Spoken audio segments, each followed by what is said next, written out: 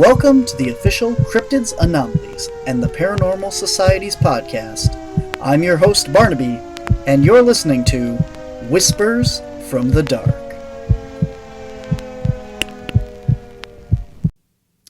Hello and welcome to this week's episode of Whispers from the Dark. I am your host, Barnaby, and today we have a very special guest on the show who has done a lot of things. I'm not even going to go and run down your resume or anything like that because I'm sure we'll get to a lot of that. My guest is Shetan Noir. How are you? I am doing great, thank you. Good. I'm very happy to have you on the show. I appreciate you taking time and wanting to be on it. Oh, no problem. So you have done, we'll start with the physical attributes, I guess we'll say. You have a magazine. You have several magazines that you edit.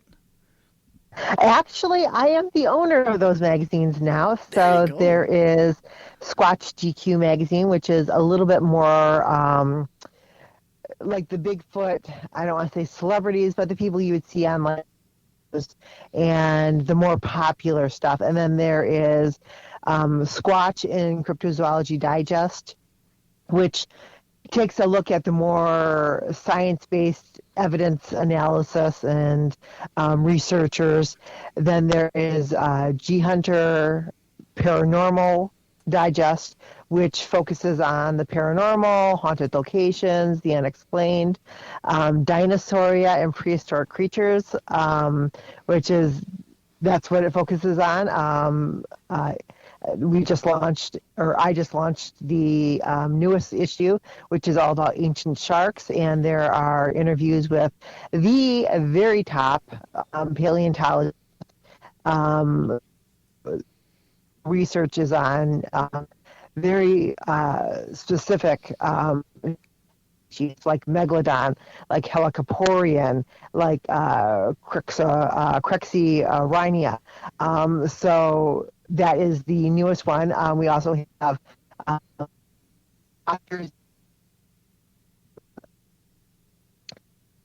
in the summertime we'll be launching the Weird Trails magazine and also one on rock hounding and prospecting. Wow, you are super busy. And that's how I like to be, never not working.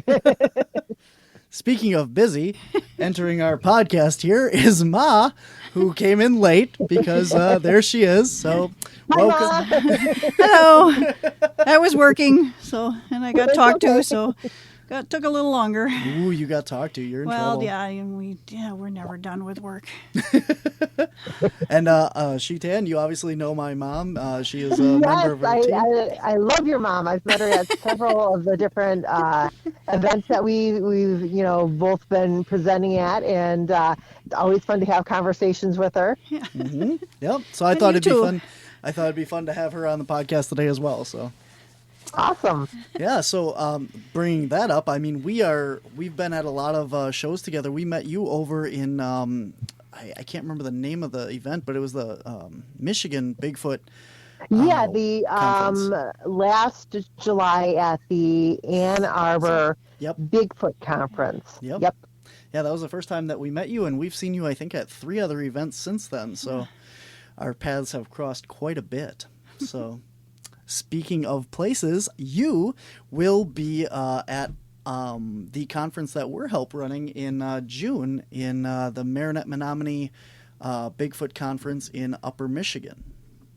Yes, I'm certainly looking forward to that, and it's weird how things work out because I have my first 3 events of the season.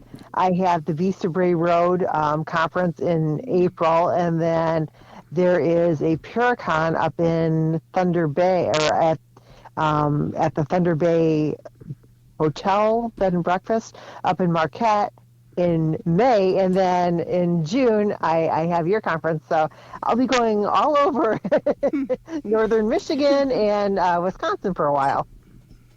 Cool. and you will be speaking at our convention. You won't just be set up. So, without giving too much away, what is your Cliff Note, real 2-minute elevator pitch of what we get to hear you talk about in June? So, there's so many topics that I can, present on.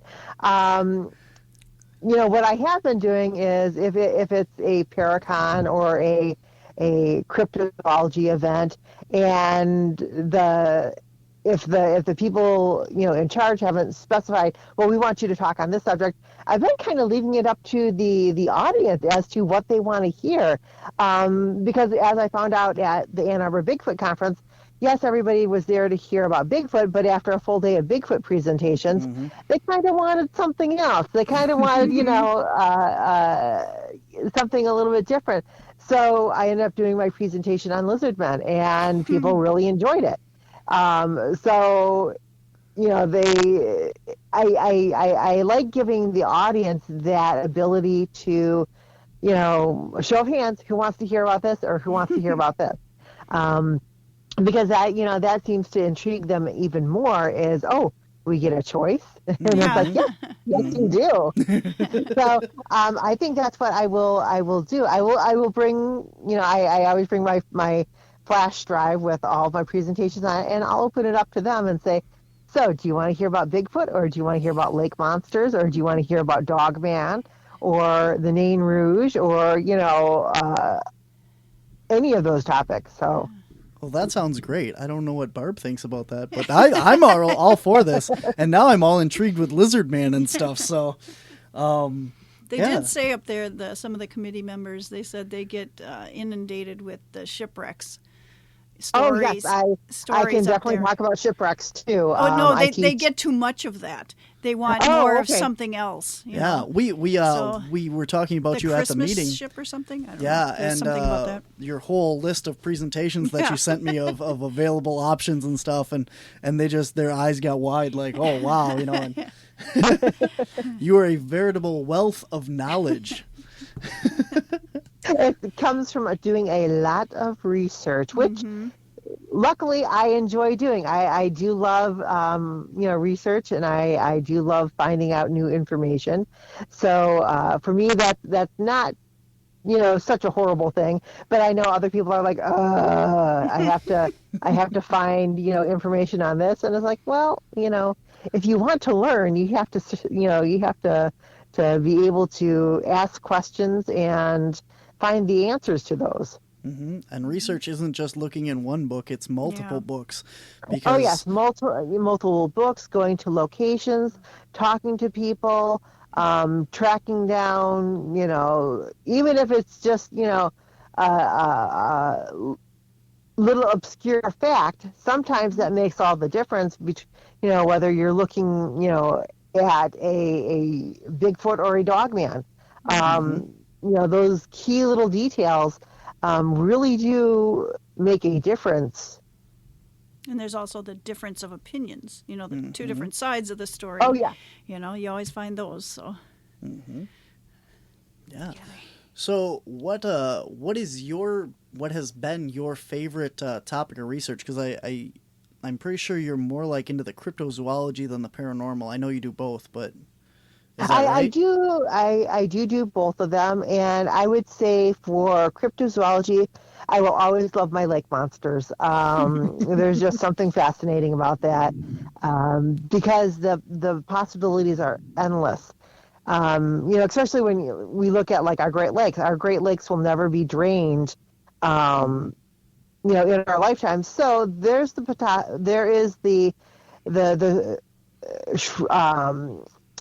Schrodinger's, theory that there is the potential for anything to exist down there because we don't know. We can't see, straight through the water into the depths. Certainly not in Lake Superior, you can't. Otherwise, we'd know every shipwreck that was on the bottom of the Great Lakes. And so that possibility of, vast, huge bodies of water and what could or could not be swimming through them, that will always be a curiosity for me. And then for the paranormal, I'm always intrigued by the information that I come across with the Devil's Triangles, which our Great Lakes each has at least one Devil's Triangle. Lake Superior has two. So though that is always a fascination of anytime you have large bodies of water and anomalous activity of time loss, of different things appearing and disappearing. There's something to that, and something to these bodies of water where you take it for granted that you think you're just looking at a lake, but there could be so many other potential things going on that you or we as human beings just do not understand yet, of how dimensions open up or portals, and how bodies of water could actually be a conductor for that. That to me is just fascinating. And I can sit in a dark building all night long asking questions and getting EVP answers, and that's fascinating. I love it when I get the EVPs or my REM pod goes off, but that intangible factor of the Devil's Triangles, of the historical information that precedes them and surrounds them, and then the people just having random experiences interacting with them, that is very fascinating to me. Definitely. So do you think that the Devil's Lake Triangles and stuff in the Great Lakes, is that similar to like the Bermuda Triangle and stuff? Oh yeah. Yes. So the Devil's Triangles that we have here in the Great Lakes, the major one that pretty much everybody has heard of is the Lake Michigan one that runs from Ludington, Michigan, over to Manitowoc, Wisconsin, down to Benton Harbor, Michigan, and then straight back up. And it's a huge body of water, but this is very similar with the activity and the strange disappearances, sightings that people have had in the Bermuda Triangle, which is a Devil's Triangle.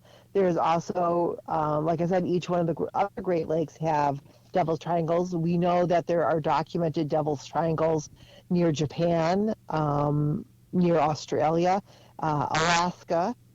There's actually one that's inland in the New England area, and that's called the Bridgewater Triangle. But interesting enough, there is quite a bit of swampland that's associated with it. So there again, you have activities of various types happening around a body of water, and so it's not just on land, but also on water too. Interesting.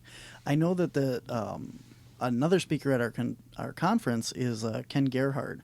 Will be there in June, and he, I believe, is the host of is it the Alaskan Triangle show or something up there? No, he is associated with a show about Alaska, but it's when people go missing in Alaska. Oh, okay, because there's two episodes, because I know there's the one on the Alaskan Triangle, and then there was that one, obviously, but I must have got them mixed up. So yeah, I do not. I know that Cliff Bacharach from Finding Bigfoot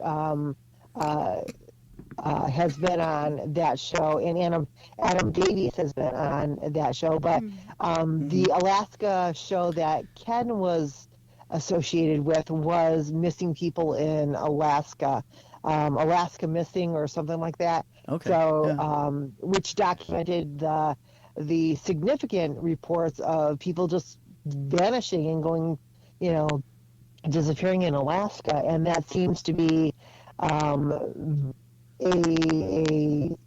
very serious issue that they have up there, and they can't blame it all on wild predators like grizzly bears or wolves or any of of the bigger species that are predatory, because a lot of times they're not finding any remains, they're not finding any because if you're attacked by not going to take, your clothing. They will drag you off and eat, your carcass, but there's parts of you that just don't, interest them.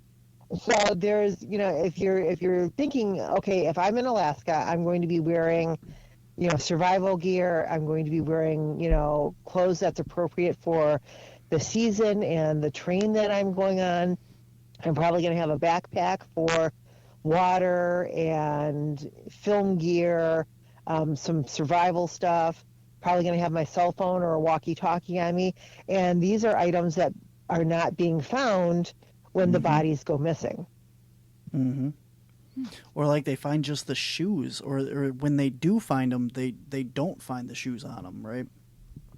Yeah, and it's weird things like that. So I know that when people get into survival mode,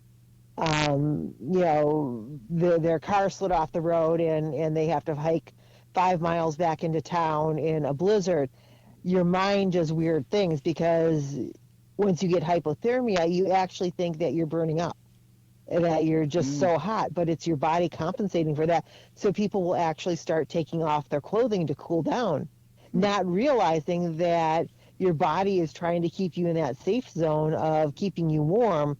And people take off, their clothing to cool down, and that's actually the reverse of what you want to do. Mm-hmm. Obviously. And people, there's lots of cases of, people, they don't know how to behave or how to act when they are out in the elements, and don't know what the different signs are that you should be looking for, that, hey, hypothermia is setting in, or hey, frostbite is setting in, or, you're going to need to build a shelter really soon. Mm-hmm. I don't think a lot of people are prepared for being out in the woods, and they don't realize that when you go out there, to bring things in case that happens, or what to bring, just like my experience, I never grew up going camping or anything like that, and the stuff that I've experienced out in the woods, and I've learned to pack the van with things just by things that we've happened. We go out and do something, and then all of a sudden, well, I wish I would have had this, or I wish I would have had that, and maybe this would be handy. And you build on your supplies and that, because you're out there more often. But these people that go out and just get their car breaks down at the side of the road, like you said, and they don't have those supplies, for one. But even the people that are prepared, that go out hiking and backpacking and stuff, that have days worth of food and extra clothes and all that stuff, those people are still going missing as well. Yep. Yeah, and it's very cringeworthy, because you think you have everything you need. Because I'm one of those people who takes into the whole picture of, okay, I'm going to need this. So I end up with a 20-pound backpack when it probably only needs to be a 10-pound backpack. But it's like I'm playing out each case scenario in my head. So I always make sure I have that extra, a couple of bottles of water and granola bars and a first aid kit and, tick removal kit and, the survival stuff. But there's little weird, you can never count on the weird factor of, all it takes is one misstep or one, weird situation, and suddenly your hike through the woods that was supposed to be a simple, easy, hike, turns into something that you were not expecting. And if you're out on one of these more remote trails, you might not be encountering human beings for a while to get yourself aid. And then when you do encounter humans, you have to kind of make that decision. Are these people that I can trust? Or are these people that are going to take advantage of the situation and of me? So it's, there's a lot of things that people have, it's not just getting out of your car and going for a walk around the park. When you're going hiking on trails that are are maybe not as frequented as some of the trails are, you really are opening up to a lot of possibilities of accidents. Mm-hmm. And a lot of people don't realize how easy it is to get lost. You walk 5 feet off that trail or 10 feet off that trail to maybe go pee or something in the woods, and you get turned around and suddenly you can't find the trail again.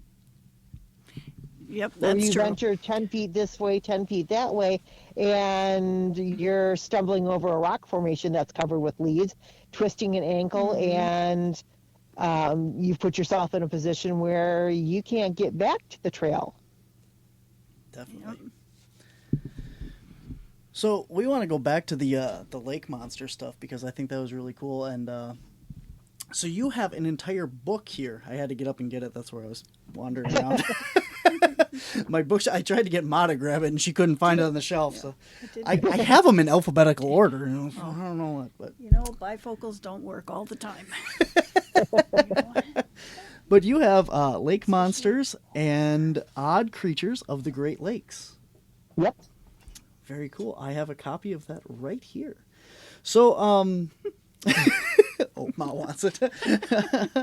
So, what? And while we're on the topic, you also have another book here, Mothman and Other Flying Creatures of the Midwest. Yep. For those. Yep. Those are my two cryptozoology books. Before I became involved with writing for the magazines, and now the magazines take up. I'm sure the more that I produce them, the easier it's going to be. So, but right now, my focus for writing is producing the magazines. Mm-hmm. Cool. So, do you? I know I bought these from you at the convention, but can they get these online as well? Oh yeah, yes. Okay. Both of those books and the magazines will all be available on Amazon. Okay. Your magazine, is that actually a print magazine or is that more like an online one? So I am doing it both as a print on demand through Kindle, Okay. direct Amazon, and also as a ebook or a Kindle book. So I know people some people really like the physical page turning copy, that they can hold in their hands. And other people are like, I really don't need the bookshelf of books that, or magazines. So they like the digital better. So I am doing it so that they have the opportunity for either or. You need to also have an audiobook version for people like me who don't have time to physically sit down and read. that would be a lot of work. Or a podcast version where you just sit down and read the magazine to us. That would be ideal.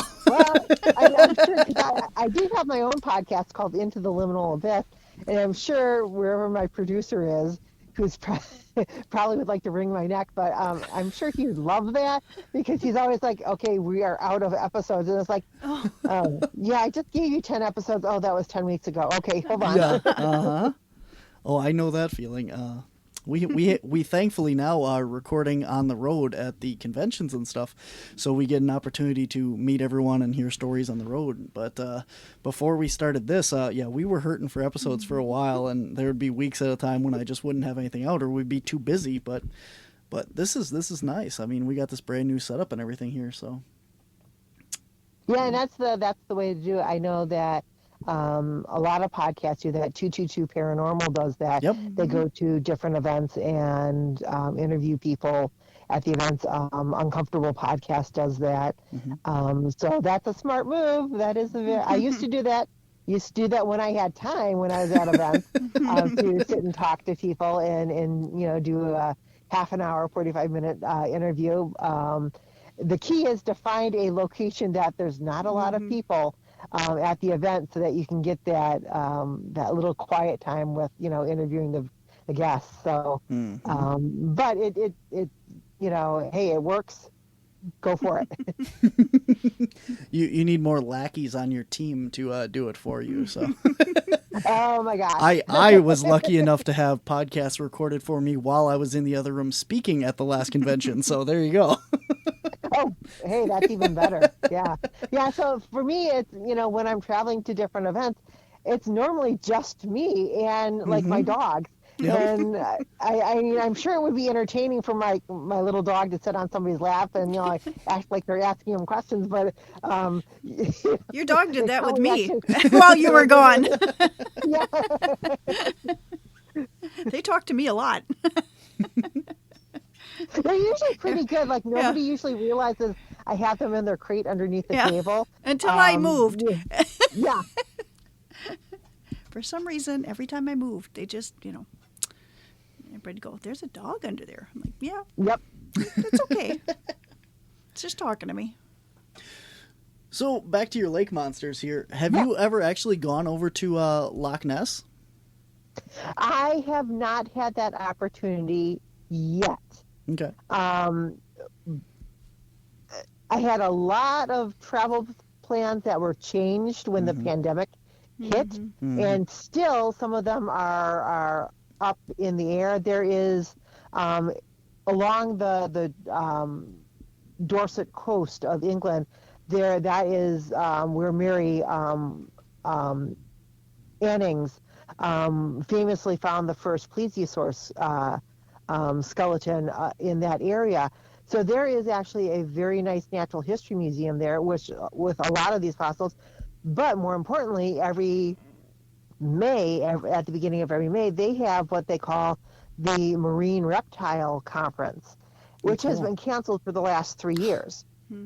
Now, my plans are, hopefully next year, is to make it to that conference, do some fossil collecting, right there, because they do take you on a field trip through the museum to fossil collect, explore the museum, and then from there jump over to Loch Ness and do some Nessie tourism, as it would be. So probably about a 10-day trip. But with everything being shut down the last couple of years, it's one of those things that it's like, oh, nope, they're not going to run this year. I got to wait. So that's on my bucket list for the future. But I did make it to Lake Champlain last June and was investigating for Champ. So I'll be going back there in August of this year for the Champ Days and working with a team that's already there to see if we can find any Champ evidence. Cool. I didn't know that there was a whole Champ festival out there. It's a one-day event, and it was very interesting when I went there last June because the Lake Champlain, I had a 2-week-long trip, and Lake Champlain was like 4 days of it. So I had made some appointments to talk with different people around the lake, thinking that there was much more Champ related sites and tourism than what there actually was. And when I got there, Port Henry, which is on the New York side, has about the most for Champ tourism. And I got to get a little tour of the town by Andrea and her husband Kyle, and got their story and experience of Champ that they had witnessed. And then they said, well, if you go up around the way, there is a little tour shop store that's called the Champ Outpost. So I pull in there and I'm thinking there's going to be Champ stuff everywhere, and they had a coffee mug. Oh no. Yeah, I was like, okay, I'll buy the coffee mug. And then I was on my way up to Vermont, St. Albans, Vermont, to do the actual expedition. Now, as things worked out, there was only 2 of us who actually showed up for the expedition, and things were not quite working out. So we did 1 full day at the lake, and then I ended up going the next day back to Burlington, Vermont, to the Echo Center there, which is a kind of it's an aquarium slash science museum. So they did have a very small, I want to say 6 by 10 foot exhibit in the aquarium area for Champ. But the nice thing was that their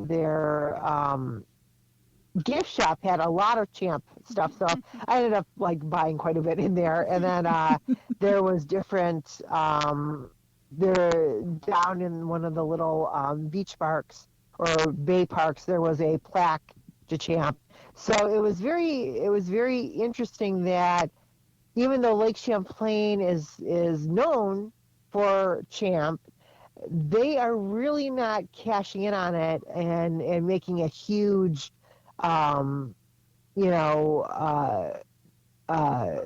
of it. Like, for instance, like Rylander, Wisconsin, the hodag is huge. Mm-hmm. There's hodag everywhere. And it's very well celebrated. And so, to me, there's a lot of missed opportunities around Lake Champlain where that could be a whole crypto and paranormal tourism is one of the new moving forces in the tourism, industry.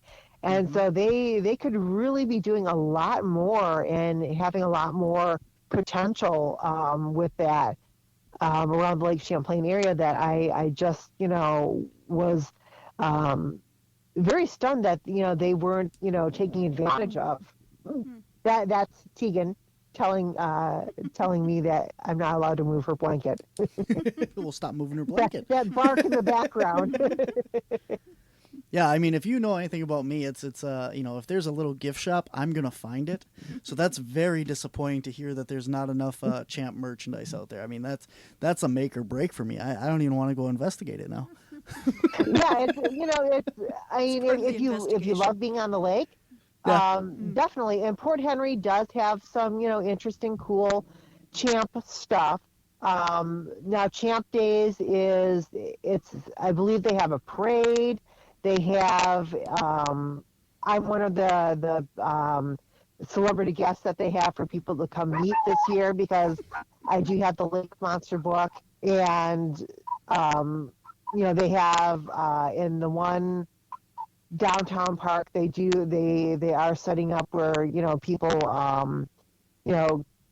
it's going to be, I don't want to say farmers market, but lots of vendors and stuff like that, so there's the potential for more Champ stuff to be there, but really I would think that there would be like people like roadside stands selling a map of Champ sightings and Champ toys and stuff like that. Mm-hmm.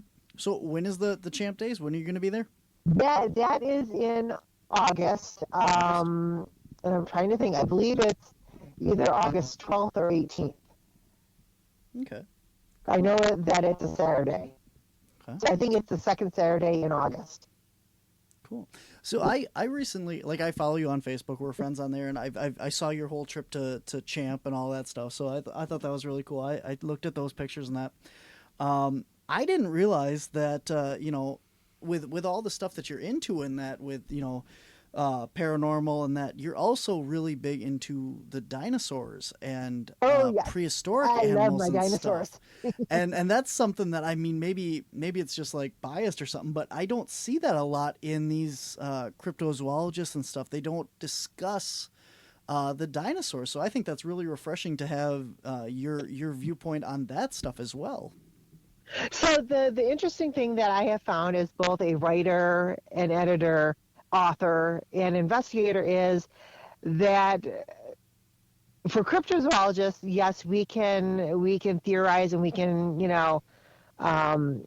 guesstimate that there might be not extinct, but extinct species of dinosaurs, marine reptiles, pterosaurs, in little pockets around the world that have gone undiscovered and have been able to live without the influence of humans. Paleontologists will tell you no, that is not the case. And so I have to draw a fine line between being a cryptozoologist researcher and investigator and being a paleontology enthusiast. And that comes into effect when I'm doing interviews with paleontologists. I have to approach it from the standpoint of I want to know more about the species. Mm-hmm. And so I'm very good at finding people, paleontologists, experts who focus on just this one, species or a lineage of them.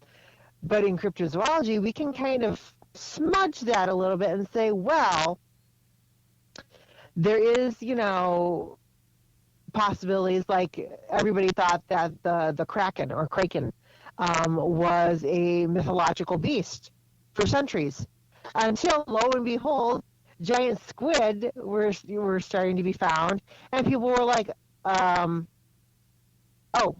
I guess this is a real creature. Mm-hmm. That is, still living in our world today. Mm-hmm. We might not be able to see them, on a daily basis, but we do see the evidence of them, with the carcasses being washed up on shores, with sightings of whales that have the sucker marks on their skin. Mm-hmm. And so we do know that they exist. Scientists, Monster Quest went down and actually, got evidence of them on video. Mm-hmm. That was groundbreaking. Mm-hmm. I will always commend Doug Hychek for that, because he came up with that camera trap, and it worked. They got the evidence. So there is a case in point. Everybody refers to the coelacanth as, hey, a cryptozoology creature proven real. Well, we knew that it was in the fossil record, and the possibility of it still existing because it was an aquatic species was a huge possibility. But the giant squid, for centuries, sailors had spoken of it, and everybody wrote it off as mythology. There is no way that there could be a squid that big out there, and lo and behold, there is. So to me, instead of the coelacanth being the biggest point of cryptozoology being a real science, the giant squid to me proves cryptozoology is a real science. Mm-hmm. So when we're looking at these things, obviously when you're out in the ocean and stuff, there's a lot of undiscovered area. There's very much a chance, like with the giant squid existing and the megalodon and possibly the mosasaurus and stuff like that, and obviously the plesiosaur and stuff. So, but out in the ocean though, you have a lot more room for these things to breed and exist unnoticed by humans and that. So how do you think that these things are getting into the lakes? Let me ask you this first. Do you think there's the whole research I'm sure you're familiar with of the eels in Loch Ness? Yes. So do you believe that these creatures, Champ, Nessie, what's his name, Peppy, whatever his name is, Peppy or Pippin is over there on your side of the Great Lakes in Lake Tippin. Yep. Mm-hmm. So when we're talking about those creatures, do you think that those are possibly just eels, or do you think that they actually are the plesiosaur creatures that people, or maybe not a plesiosaur, but a type of that that people are seeing? So to answer your first question, how would they get into the Great Lakes? Well, at this point in time, they can't because of, so let's say they were going to, we'll put this on the bull shark. Let's say you're a bull shark and you're swimming up the Mississippi River because you're following fish to eat, and silver carp, are quite abundant in the Mississippi River, but you're only going to be able to come up the Mississippi River so far because in order to control that silver or Asian carp population, they have had to put in numerous locks and dams and gates to control those. So back in that went into effect in the 1950s. So before 1950, it was possible for bull sharks to swim up the, St. Lawrence Causeway, the Mississippi River, and actually get access to the Great Lakes. But whatever is if we're talking about a prehistoric marine reptile, like a plesiosaur, like a mosasaur, like Archelon, the giant turtle species, because we do have at least 2 significant giant turtle reports, this would have had to have happened a very long time ago, back when the Western Interior Sea actually cut from the Gulf of Mexico up through British Columbia. And as the land masses changed, water basins would flood, and if there is a open channel of water, aquatic species will use it. They don't care where it takes them, as long as there's food and shelter, protection, so that they can swim.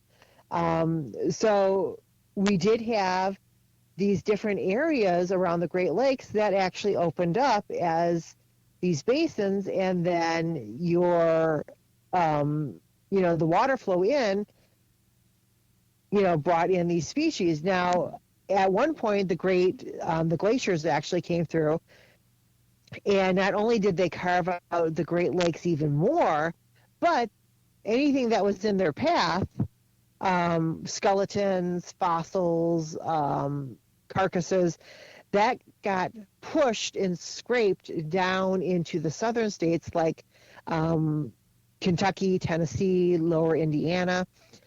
But then as the glaciers receded, those bodies of water, or those bodies and basins that we know now as the Great Lakes, were refilled with water from different sources. So there is the potential that we have very old species down there living, because we certainly know that the lake sturgeons are down there, and they are a dinosaur fish. Mm-hmm.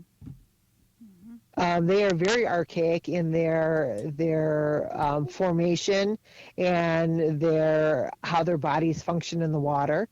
And so if the lake, sturgeons are down there, there's the possibility for other things to be down there.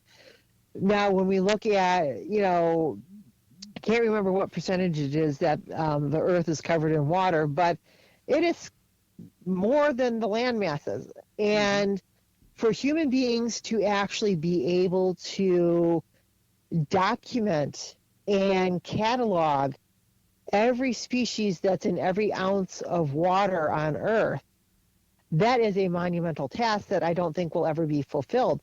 Because when you have open bodies of water, living creatures can go anywhere they want. Mm-hmm. Well, that's kind of similar to, Bigfoot is seen all over the world because at one point when you had Pangea, you had the large landmass that covered, you could walk from Australia all the way to, Alaska or whatever. Yep. And so you're talking about the same thing. If the body of water is open, or there's a river, something's going to get in. It has the opportunity. And one of the things that we found, anybody who's done any research into natural species, is animals, humans, birds, fish will not stay in an area that will not support them. So you're looking at migratory paths, and we know this in birds. We know this in fish, whales, sharks. That they follow the food source. And Tegan, stop. And wherever it's easier to make a living in the world, that's where a species will go. And so a lot of times people are, it's if you can predict a migratory pattern for a species, then it's easier to figure out where they will be at different points of the year. Like here in Michigan, I actually think that a lot of our Bigfoot species during the colder winter months, if they're not a hunter, meaning that they would, probably track deer and feed off of deer, they're probably southern. They're going to go into southern Indiana, where the climate is a little bit easier to live in than the harsh winters that we have up here in Michigan, Wisconsin, Minnesota. Where we, we get like, in one day we can have like, 12 inches of snow. For us humans who are in a nice warm building, that's fine. For creatures living out in the woods, yeah, that's a major issue. It might make it easier for predators hunting the deer, but as the deer move from cornfields to, grass areas to places where people are feeding them to hunt them themselves, this makes it more difficult for the Bigfoots because that means they have more potential of interacting with humans. Mm-hmm. I assure you, as a human, 12 inches of snow outside is still not okay when you're in a building. I know. I know we were bracing it, like the weather report yesterday, or like this week, was calling for like 10 inches of snow to come in last night through today. And we got like maybe 2.5 inches. So I'm like, oh, finally, they lied. That's fine. They can lie that way all they want. So I'm in mid-Michigan, so it's like we were ready for it, and then it was like, oh, it didn't happen. It's almost kind of like you missed us. That just means it's still coming. The next time they say that there's no snow coming and you get dumped on. We had like 50-degree weather on Monday and Tuesday, and now it's back to it's a field of white. Yeah, so those of you who are listening out there, we're recording this towards the end of February, and I know that it's not going to air for quite a while. So don't worry about the forecast in this episode, because it's obviously long gone. Well, listen to this in the summer; it'll cool you off. Yeah, there you go. Just think about the cooler times. Summer. Inches of snow on the ground. Yeah. Feel sorry for us folks in the Great Lakes area who have to deal with snow. Yeah. So do you don't think that, or do you? What do you think? I'm all flustered with this snow now. I don't want to deal with it. Getting all messed up here. Do you think that with that? I have so many questions for you. I can see the gears going. I know. There's one question that led to another and another one, and it's going. It's still running though. It's plowing through that field over there. First of all, let me ask this: to your knowledge, has there been an eDNA survey of the Great Lakes at all? So I believe that on one of Jeremy Wade's shows, I don't think it was River Monsters. I think it was one of the spin-off series. They did do an eDNA test of the Great Lakes, but the only thing that they were looking for was the possibility of silver carp or Asian carp DNA, which is a huge threat here in the Great Lakes, not because they eat other fish, but because they eat the vegetation that the fish fry, the little baby fish, live in. So if the baby fish don't have that, sanctuary of the algae and seaweed and stuff like that to hide in, then that wipes out generations of sports fishing. Okay. So then going back to the eDNA survey of Loch Ness and stuff, where they were looking for unidentified DNA in that, and they ended up coming up with a lot of eel DNA. So do you think that these creatures that are in the Great Lakes or in Loch Ness or any of these lake monsters, do you believe that they are just eels, or do you believe that they are prehistoric reptiles? So the way that I understand the process of eDNA collecting is you collect it from surfaces, bodies of water, and then you hope that the species that you're looking for, its DNA shows up in that evidence. Now, my question for deep water eDNA testing is, how do they confirm that they've actually gotten, water that's not because if you look at the oceans, they are broken up into different depths, with the abysmal depth being the deepest. So how do you know, let's use that term, abysmal depth, how do you know that these DNA tests that they ran actually went down to that depth and collected water uncontaminated from the other depths at that depth? That's a good point. Because they said that they collected at different depths, but what I saw them pulling up was an open container with water in it, and so water is fluid, it's liquid. It disperses with just the minimum of movement. So if you're pulling a container of this water up from the depths, obviously any wave, any current can wash out that certain depth water and replace it with a lower value water from another depth. So I have to question how accurate deep water eDNA tests actually are, because they cannot confirm that, yes, they've actually gotten water from, the very lowest depths of the lake.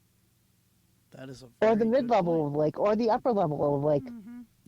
And unless you're going to do, I don't know how long they tested or did eDNA tests for on Loch Ness, but to me, a more scientific and, more importantly, effective method of doing the eDNA test would have been to portion off quarter-mile, if not smaller, sections of the lake, and you test each one of those sections at every depth to get a full, complete, blanket spread readout of what is in that lake, not just cherry-picking here and there.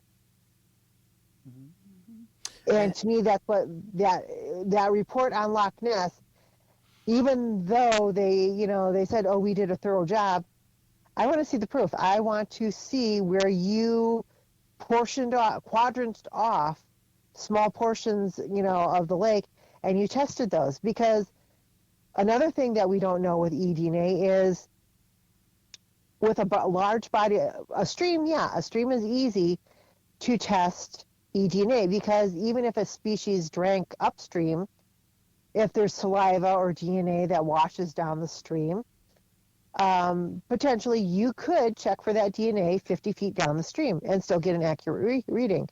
But does that apply with lake DNA when you've got vast bodies of water where you don't know if the species actually even comes into that body of water? You were talking earlier too about the migration patterns of animals and stuff. A lot of people think that Nessie or whichever one we're talking about, if they're following a food supply, if they took these eDNA samples at a time when whichever creature wasn't in the area, you would also not have that. So you would have to have a DNA sample. And there was also, I believe, with if we're talking about the Jamel eDNA testing. They when they gave the readout of it, there was quite a percentage of unknown eDNA that they couldn't account for in the lakes. They didn't know what it belonged to. So they are basing the plesiosaur, mosasaur eDNA off of something reptilian. Well, what if plesiosaurs and mosasaurs genetically weren't reptilian? Yeah, I was going to ask you that what if too. their DNA is something completely different than what we have in the scientific records, and they are overlooking that because they want to disprove it. Mm-hmm. So the if we're talking about this, like, or we have been talking about this, that the plesiosaurs and stuff were reptilians, but if they were not, then this question is irrelevant. But if they were reptilian, they would have to come to the surface to breathe more often than people are seeing them. Right. You know, so I'm wondering, like, with these smaller lakes, I mean, they're still big, but, you know, there's a lot of people out on, you know, the Great Lakes and, you know, Loch Ness. I mean, people watch the Loch Ness camera year round, 24/7 on the webcam and stuff. And if these people are keeping that many eyes on the lake, and these creatures have to come up to breathe, it stands to reason that there'd be a lot more sightings. So maybe these things aren't reptilian, and they're some other aquatic amphibian or fish. Now, I could see the mosasaur being having genetic similarities to a crocodile or alligator. They are built very similar. They do inhabit, you know, aquatic areas. The difference is we don't think mosasaurs actually came on land, whereas alligators, crocodiles, any crocodilian can actually come on land, lay its eggs, and then go back into the water. We don't think mosasaurs did that. We think that they stayed in water for their whole life cycle. Same with plesiosaurs. Now, the original Loch Ness sighting and stuff, I believe, we all kind of know that that's a hoax. The guy had the elephant trash can and stomped around up by the road and stuff, and claimed that it walked on land. So that and then the thing... surgeon's photos. But, you know, if you look back into the folklore of Scotland, there was actually different water monsters that they associated with the different lochs. And Loch Ness is one of the most famous, but there are other lochs in Scotland that have reports of water monsters that we don't focus on because, you know, Nessie is so much more, you know, I think people, you know, think that if they're going to see it anywhere, it's going to be Loch Ness. But what is their explanation for the water monsters that are said to live in the other lochs? It can't all be eels, because I'm pretty sure those other lochs do not have access to any, you know, ocean water. And it's very, you know, they're saying that these eels came in through the ocean. As far as I know, there's not any species of eels that are like the bull shark, where it can go from salt water to fresh water and then migrate back out. They might be able to exist in brackish water, but that's going to be the areas in between the fresh body of water and the saltwater body of water, where those types of water mix and give it the ability to exist, you know, temporarily in both bodies of water, but eventually it's going to have to go back to either the fresh water or the salt water, depending on, you know, its biology and what it tolerates. So where I was going with that question was, have you heard any other reports since the hoaxed report of these things coming up on land? The only one that I really paid attention to was, there was a husband and wife who, and this was early 1900s, who were driving along the road coastway, and they said that I would describe it as a brontosaur, brachiosaur type creature came ambling out from one side of the road, crossed in front of them, and then headed down to the water. And they didn't have a camera or anything like that with them, just their eyewitness testimony. And that is the only report that I've really ever focused on of people saying that it was able to come on land. And that's Nessie you're talking about? Yes, that Okay. would be Nessie, but they described it more as a sauropod, like Right. a brachiosaur, brontosaurus, because at that time people thought that because of their immense size that the sauropods lived in water, like swamps. Mm-hmm. Nowadays we know that a creature weighing that much in a swamp would have just sunk to its Yeah. backbone and been stuck in the mud for whatever predator wanted to come along to eat it. So we now know that they did not buoyancy themselves with water. They were pretty much a land animal, maybe went down to the water to drink, but definitely did not go swimming in it or entered into the water.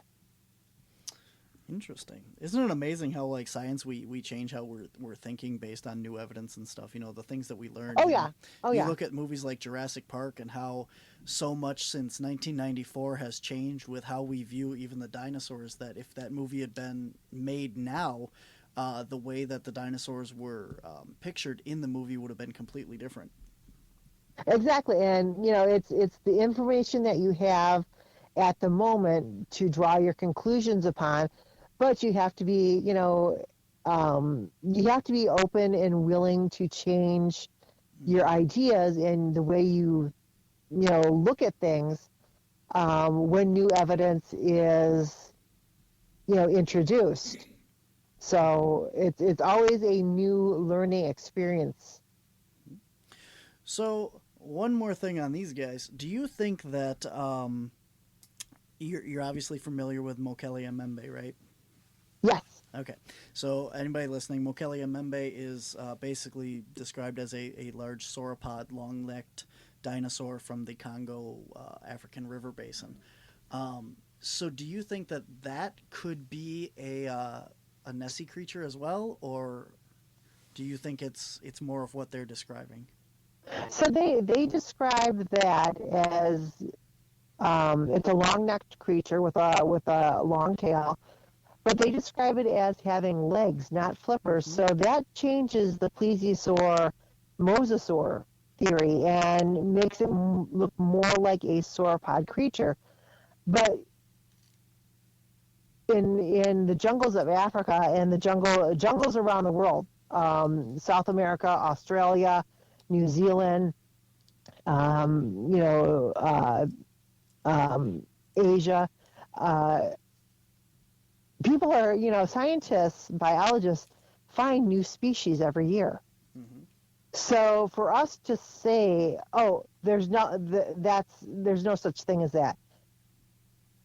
For a long time, scientists didn't believe that there was pygmy elephants Yeah, I was just thinking until, that. lo and behold, they found the species living in the jungles, and here are these little elephants, um, that actually they are a throwback to prehistoric times because we know for certain that things like Titanoboa or the other giant snakes of that size ate things like the pygmy elephants. Mm-hmm. Yeah, as And you're. so I know Titanoboa is South American, but there were snake species that were comparable in size that lived in Africa. So we do know that, if you're going to stand there and say, well, there was no such thing as this and it's, impossible, well, wait a year and see what scientists or paleontologists or amateur citizen, scientists find. Mm-hmm. Yeah, as you were saying that, I was actually just thinking about those elephants. People are saying, well, you're talking about finding a dinosaur in the middle of the jungle. How can something that big go unfound? And I'm just thinking, well, yeah, but those little elephants were just found. So, I mean, they're not Right. little bitty Right. guys. I mean, they're not new species of frog or bird that you miss. I mean, these things are out there, so it's very possible that something this large could go, unfound wherever it is. Cool. And, that is what any person who is stuck in their thinking process on, nope, we've discovered everything that there is to discover. Mm-hmm. No, we haven't. Mm. We haven't. I believe that paleontology has only uncovered a small percentage of life that has lived on Earth and has gone extinct. And I think that there will, for the next 100 years, there will be new species that will be found as technology becomes more advanced, and we can explore areas that, we never thought were possible, for forever. People have said that nothing lived in the depths of the ocean. Well, now we know that these tubular worms live next to the thermal vents of volcanoes or the Earth's crust, and they do quite well. Mm-hmm. Wow. So you can never say something doesn't exist just because you haven't, found it yet.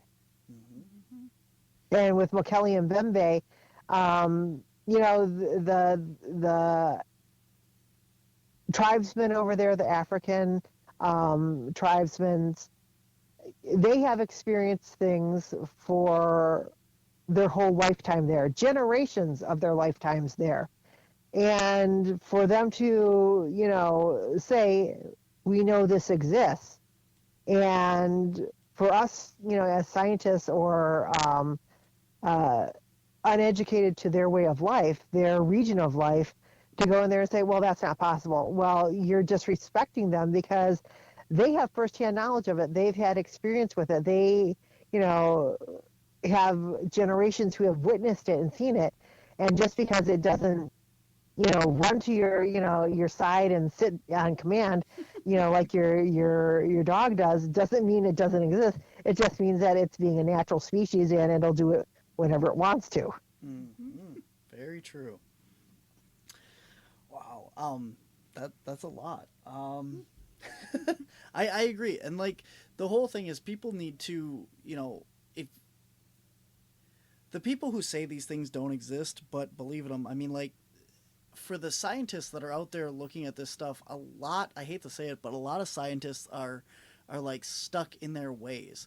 And it's going to take more of the citizen scientists, the people, like you and me that are out there looking for this stuff with an open mind to find the evidence and find these creatures, because nobody else is out there looking. So for the people that want to, want Bigfoot or the lake monsters or any of this stuff to be proven to exist, I mean, you got to go out there and get the evidence yourself. And that's exactly what it boils down to.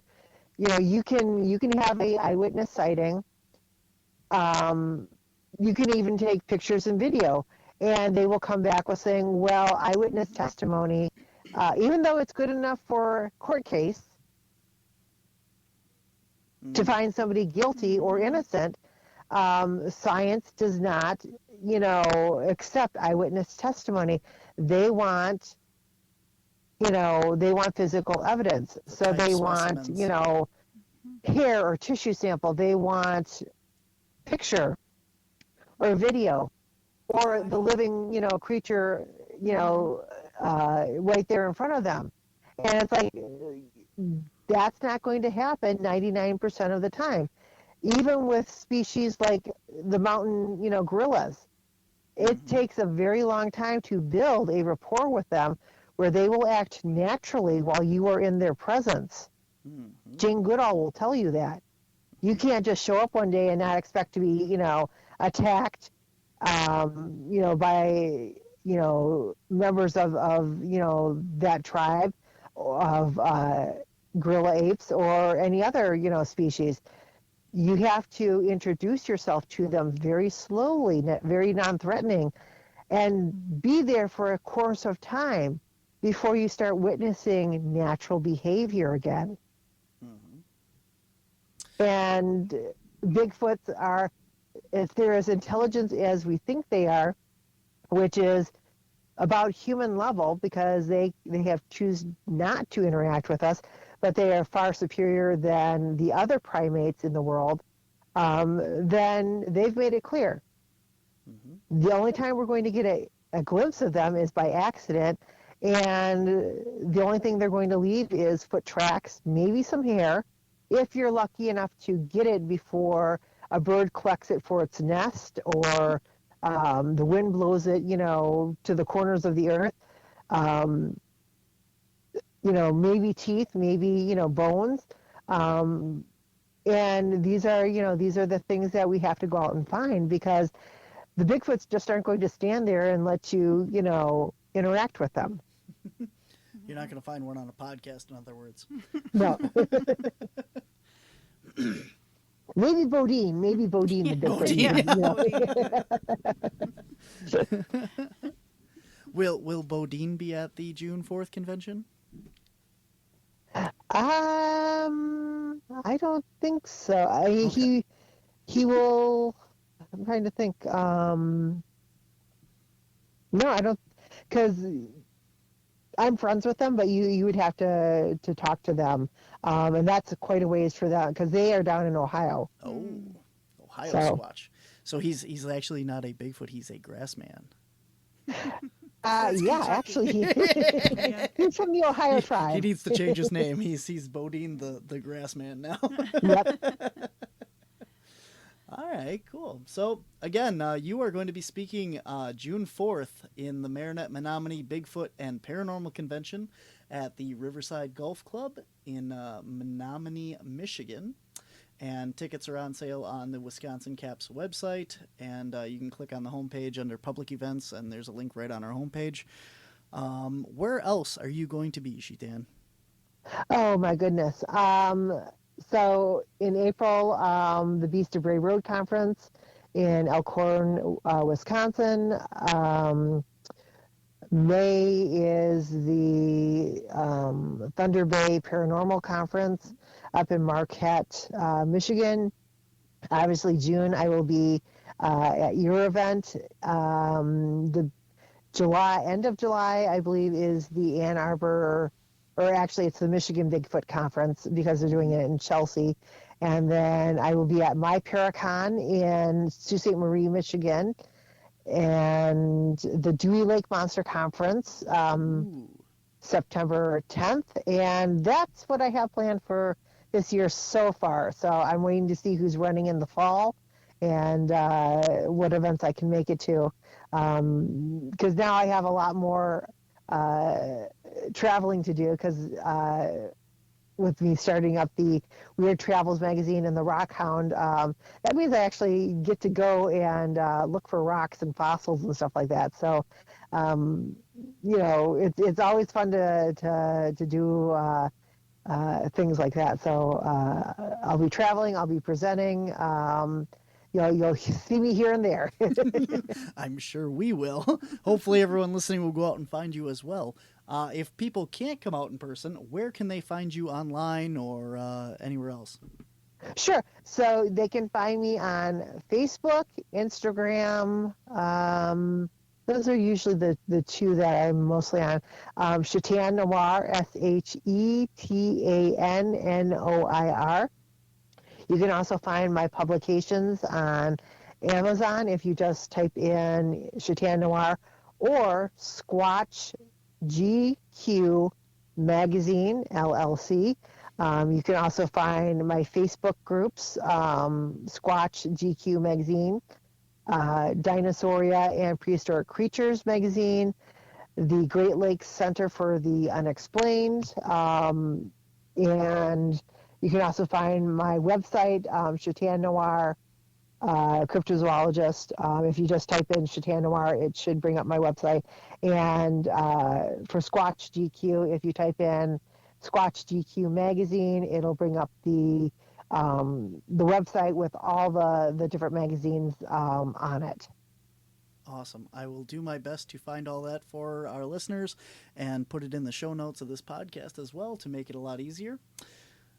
I'll do my best.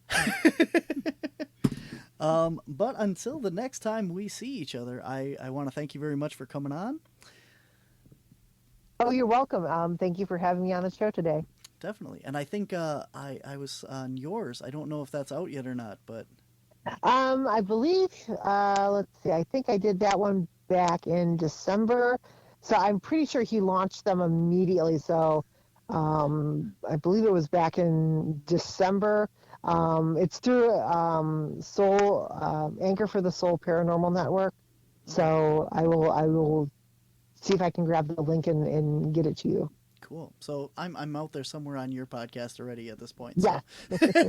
that's the gist of it. But so if you're looking for more of us chatting, I am over there. Otherwise, until next time, we will see you for sure in June.